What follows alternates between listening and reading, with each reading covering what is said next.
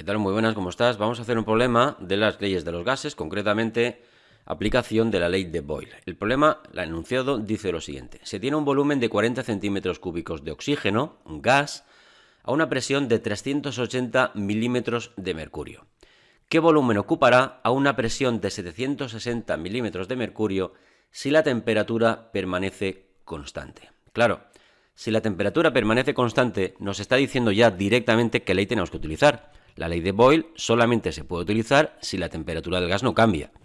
Por tanto, ¿qué es lo que dice la ley de Boyle? La ley de Boyle dice que la presión de un gas y su volumen son inversamente proporcionales. Matemáticamente, la presión P mayúscula por el volumen del gas es igual a un número, una constante, que se mantiene dicha constante si la temperatura no cambia. Son inversamente proporcionales la presión y el volumen.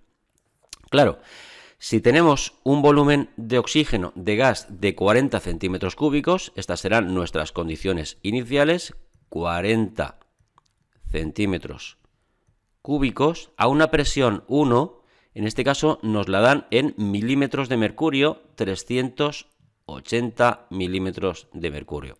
No nos importan las unidades de presión mientras en las dos condiciones tengamos las mismas, es decir, la nueva presión será mayor, las condiciones 2, la presión número 2 es de 760 milímetros de mercurio. Fíjate que tenemos tanto en las condiciones 1 como en las condiciones 2 las mismas unidades, milímetros de mercurio. Por tanto, las podemos dejar igual. Claro, fíjate que la presión ha aumentado, luego el volumen va a disminuir. Pero ¿cuánto ha aumentado? Si te fijas, 760, que es la nueva presión, es el doble de la presión que había al principio. Luego, si el volumen es inversamente proporcional, el volumen 2 va a ser más pequeño y este volumen 2 nos va a salir la mitad. Y si teníamos 40 centímetros cúbicos, este nuevo volumen nos va a salir 20. Claro, esto no nos sirve así. Lo podemos pensar porque esto es muy facilito, pero debemos hacerlo matemáticamente y demostrarlo. Luego, como digo, si la temperatura es constante, vamos a aplicar dos veces la ley de Boyle, antes y después. Hagámoslo antes.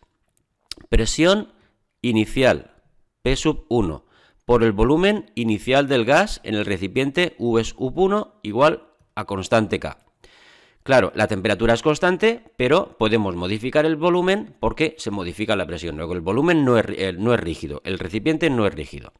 Aumentamos la presión hasta P sub 2, pero en consecuencia el volumen 2 también cambia. Pero el producto de la presión por el volumen va a ser el mismo número K. Claro, si la K es la misma, podemos igualar P sub 1 por el volumen sub 1 igual a la presión 2 por el volumen sub 2. Y ahora sustituimos ya los datos. La presión 1, tenemos 380 milímetros de mercurio. Vale, el volumen 1 son 40 centímetros cúbicos. Y eso será igual a la presión 2, 760 milímetros de mercurio, por el volumen 2, que no lo sabemos. Claro, podemos ya tachar, las unidades son las mismas, milímetros de mercurio y milímetros de mercurio los podemos quitar.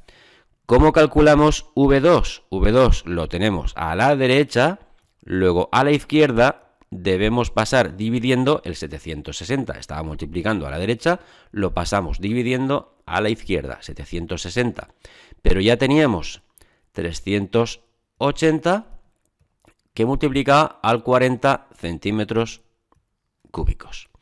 Claro, haciendo esto ya podemos calcular directamente el nuevo volumen. Y tal y como hemos dicho antes, el nuevo volumen, al duplicar la presión, pues el volumen va a ser la mitad y nos sale, como ya habíamos pensado, 20 centímetros cúbicos. Como ves, un problema bastante facilito de aplicación de la ley de Boyle. Nos vemos en el siguiente. Venga, te espero. Venga, hasta ahora.